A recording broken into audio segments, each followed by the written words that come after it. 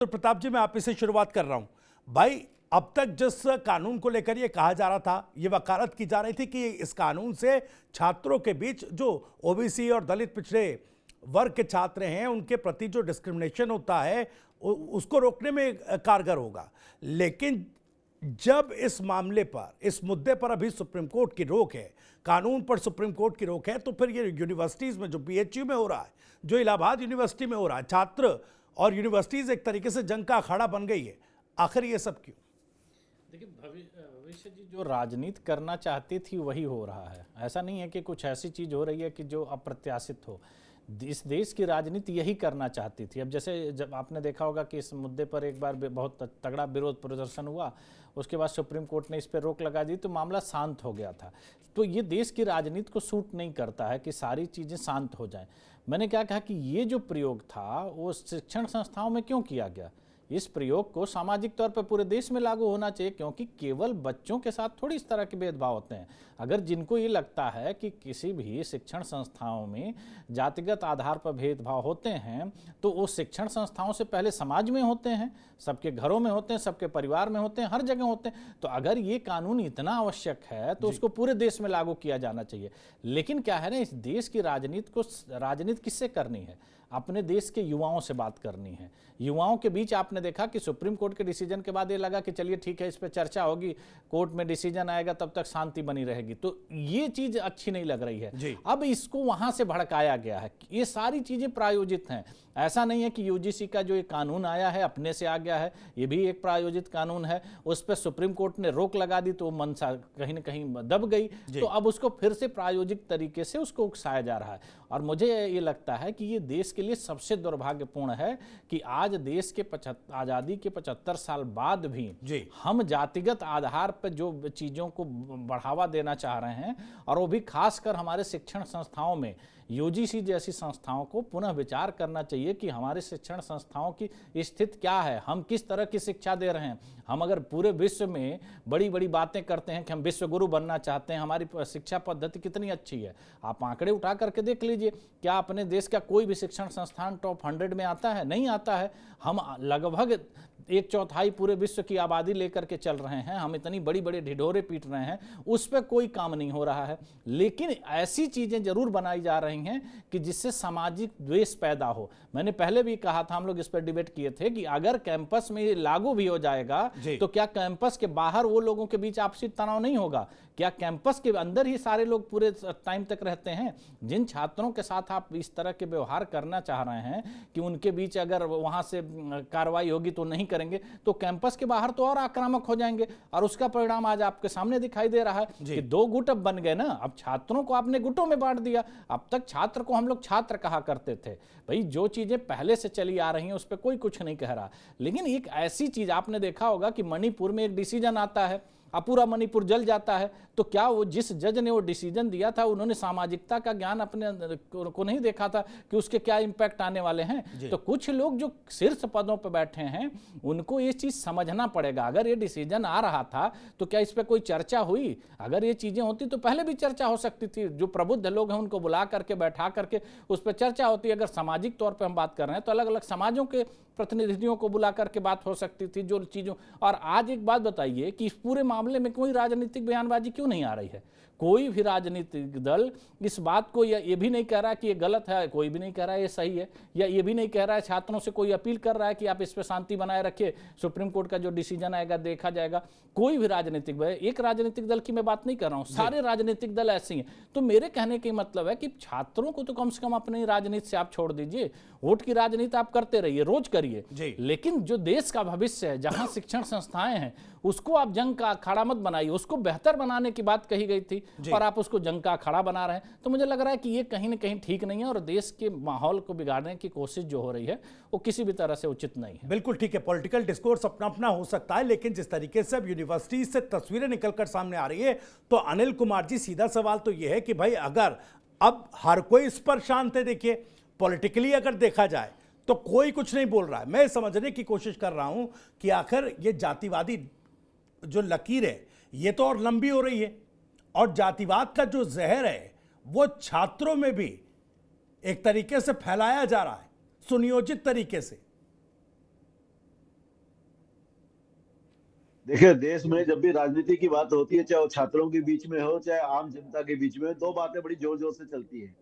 बाबा साहब का जो संविधान है, उस वो हमें ये अधिकार देता है, क्या क्या कर्तव्य है हमारे, उसकी कोई चर्चा नहीं। दूसरी बात है कि संविधान के अनुसार चलेंगे, लेकिन क्या हम सब लोग बाबा साहब के संविधान के अनुसार चल रहे हैं? बाबा साहब ने कहा था जब देश आजाद हुआ कि फला फला कुछ कास्ट वाइज होने की वजह से डिस्क्रिमिनेशन का शिकार हुई है, तो इनको हम 15 साल के लिए अस्थायी तौर पर इनको कुछ विशेष अधिकार दे देते हैं। लेकिन उन्होंने कहा था सिर्फ 15 साल के लिए, ताकि जो ये पीढ़ी है, जो वर्किंग पीढ़ी है, ये आगे आ जाए, उसके बाद फिर डिस्क्रिमिनेशन अपने आप खत्म। लेकिन किस राजनीतिक पार्टी ने बाबा साहब की बात मानी? है कोई ऐसी राजनीतिक पार्टी जिन्होंने इसकी बात मानी? उसके अंदर सभी राजनीतिक पार्टियां आ गई ना। बाबा साहब ने तो 15 साल के लिए कहा था, वो भी इसलिए कहा था क्योंकि देश आजाद होने के बाद उनको लग रहा था कि कम से कम एक पीढ़ी को तो अवसर मिल जाएगा, तो अगले वाली पीढ़ी अपने आप संवर जाएंगी।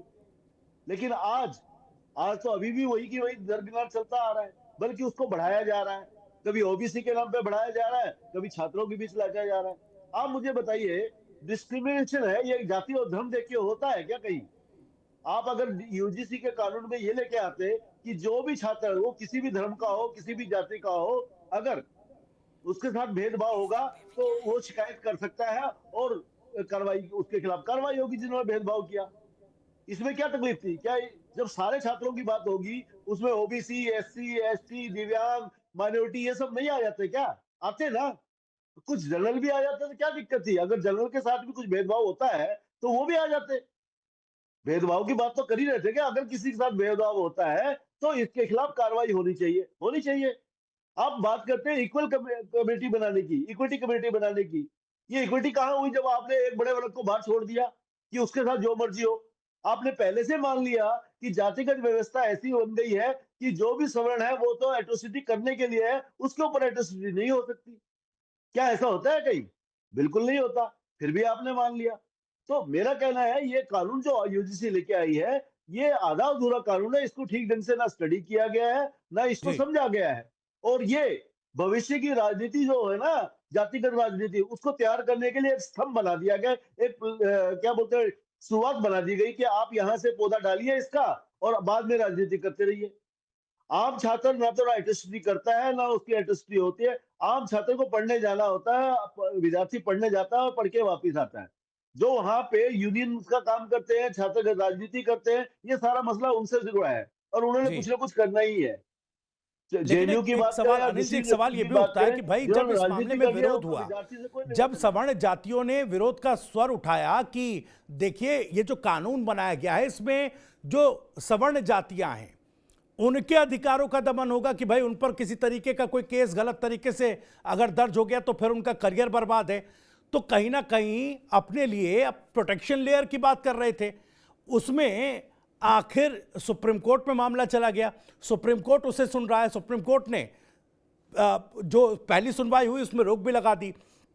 अब इसमें ये नहीं, जो एक लकीर खींची अगड़ों और पिछड़ों के बीच, वो इस बात को लेकर क्यों खिंच रही है कि भाई ये कहीं ना कहीं जब सवर्ण अपने अधिकार की बात कर रहा है तो वो दलितों पिछड़ों के विरोध की बात कर रहा है साथ साथ में? ऐसा तो नहीं है ना। इसको भविष्य उस जी, तरह यही की मैं लड़ाई आपसे क्यों कह बनाया रहा जा था। रहा है जिसमें मैं यही आपसे कह रहा था, जब बात होती है कि किसी के साथ भेदभाव होता है, तो वो किसी के साथ भी हो सकता है। तो आप ये बोलिए, किसी भी विद्यार्थी के साथ अगर भेदभाव होता है, तो एक कमेटी का गठन होना चाहिए और वो कमेटी चेक करेगी किस विद्यार्थी के साथ भेदभाव हुआ। अगर सचमुच भेदभाव हुआ, तो भेदभाव करने वाले के खिलाफ कार्रवाई होगी। जी। इसमें क्या गलत है? आपने लेकिन पहले ही मान लिया कि फला फला फला फला जातियों के साथ भेदभाव होता है और ये जातियां जो सवर्ण जिसको आप कहते हैं, ये भेदभाव करती है। यानी आपने पहले ही अपराधी और विक्टिम्स दोनों तय कर दिए। तो फिर आप खुद ही भेदभाव नहीं कर रहे हैं। देखिए, संविधान में जब समानता के अधिकार की बात की, उसमें जब कुछ विशेष लोगों को जाति के आधार पे, धर्म के आधार पे आपने विशेष अधिकार दे दिए, तो समानता तो वही खत्म हो गई। आपने संविधान के अंदर तो खुद ही कंट्राडिक्टरी चीज डाल रखी है।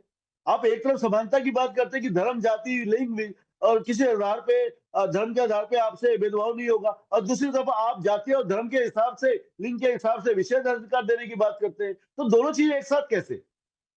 देखिए, जिस समय जरूरत होगी होगी, आज ये समय नहीं है। आज किसी की जाति या धर्म देख के किसी के साथ कोई भेदभाव नहीं हो सकता, और भेदभाव होता है तो किसी के साथ भी हो सकता है। तो मुझे जी। लगता है समय आ गया कि देश को इसके ऊपर सोचना चाहिए और जाति और धर्म से ऊपर उठ जाना चाहिए। मेरे पास है प्योर पाव भाजी का मसाला, प्योर पाव भाजी मसाला, पाव भाजी को टेस्टी बना डाला, सबका राजा आम प्योर मसाला। दादी के हाथों का जादू और खुशबू से महकता घर, माँ की मुस्कुराहट और खाने की सुगंध, MDH गरम मसाला। क्योंकि हर रिश्ता है स्वाद से जुड़ा।